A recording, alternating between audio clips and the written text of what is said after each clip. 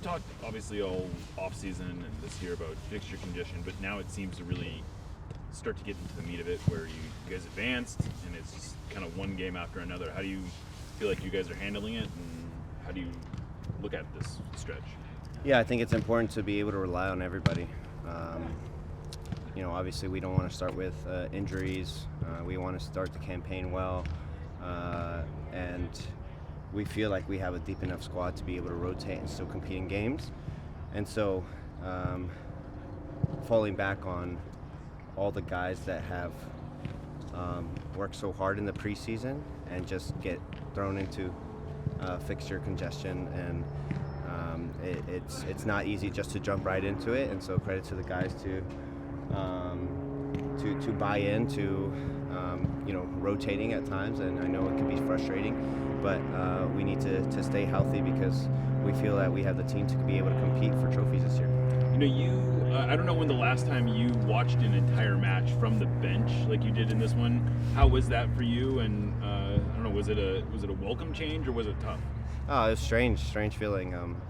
Obviously, I'm a competitor. I want to be on the field. I want to be getting to tackles and starting attacks and keeping the team organized. So it's strange, but yeah, I was getting a little antsy on the bench. Yelling at Paul with positioning and almost wanting to be with the coaches in a way to be able to impact the game. But in all fairness, I've played a lot of minutes my entire career, so getting a game off, I'm sure it does wonders for my body and hopefully the long run. Cristian, from a synergy perspective, how important is it that you guys can rotate, and yet what you're trying to do out there doesn't change? Yeah, I think the personnel brings a little complexity to the way we want to play. For example, Georgie, we're playing him in the 10 position, but we're probably going to throw him wide because of how dynamic he is in 1v1 situations. Jesus might be a more inside player in that same position, starting position, but starting inside. So it's nice to be able to kind of mix match, but also be able to have the same system in place. And so, go ahead. So I was jumping to ask this question about when you're sitting there in the two pivots in your hex, or just generalizing hex, just what's the advantage of having so many players on the right and also people cutting in the inside now? I think we overload just naturally on the right side. It just with how right-footed our team is, we end up having overloads more so on the right side than the left side. But I do think that when we get into attack, can we still add another midfielder into the attack, right? Can Danny Leyva get into the attack and commit another guy forward to be able to score more goals? And to be fair, we've scored quite a bit of goals already, and we could use a clean sheet. So hopefully we can do that at Salt Lake. With that in mind, how important is it for you just to have positional integrity when those things happen? Yeah, with adding an additional guy, you have to be even more sound defensively. In transition, the 3-1 shape can look like a 2-2 at times. And so my job, Zhao's job, the whole back line's job is to avoid transitional play, slow down their attacks, as well as be smart. Even with fouls, I think we can be savvier in those moments. How much fun are you guys having mixing the teams and the style of play? MLS obviously holds a very unique way of playing, and then you're playing the South American teams. How much does that also prepare you throughout the season? Yeah, it prepares you, especially for Leagues Cup, other tournaments like Champions League or Champions Cup. Going to Spain, playing these European teams prepares you for Club World Cup. These are experiences that you don't get in MLS. So being able to take those experiences and be able to do well in these tournaments is really important for us. We've done it before, and we need to gather that experience and bring it back with us to be able to compete in Champions Cup. And then one of your parents is from Guatemala. How fun was that to have, to see those people come up, and you saw it was really well attended as well.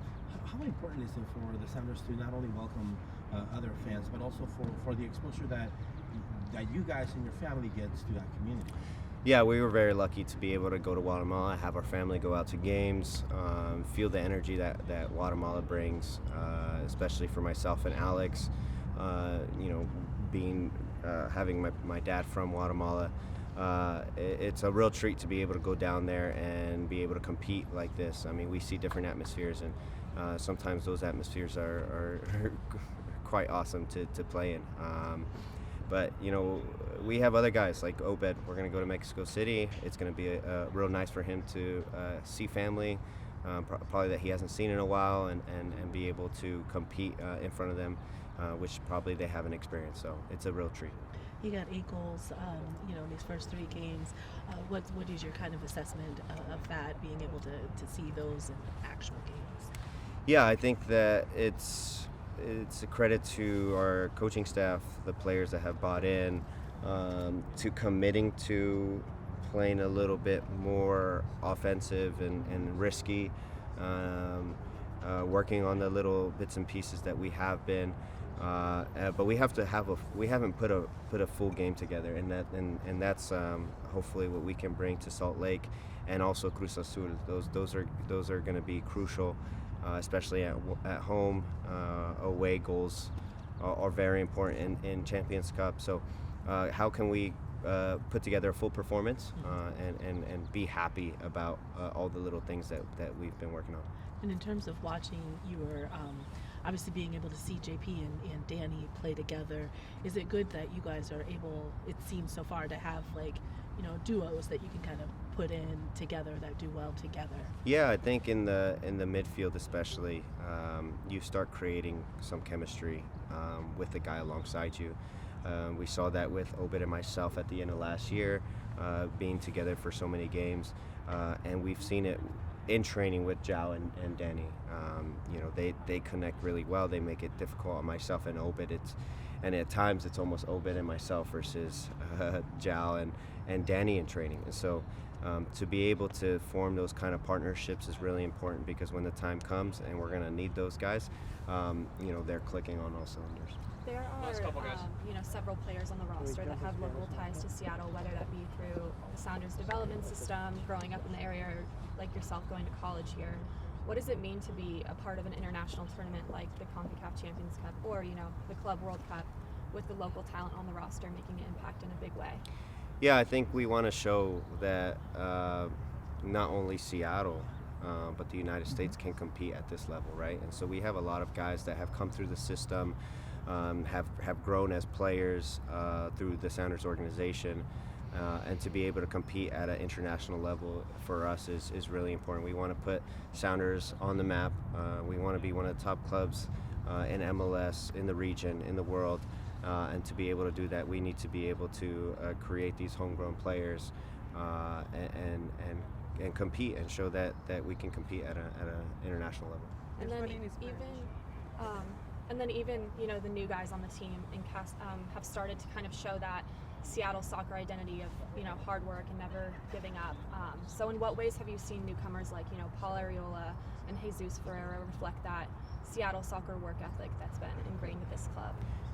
Yeah, I think both those players commit a whole lot of themselves to the club. You see how professional they are, and then you see how they train each and every day. That's the grit and determination that we need on a daily basis. And so that translates to the field, it translates to the locker room and the rest of the club, that this is how you train. So really, really happy for those guys to integrate really well.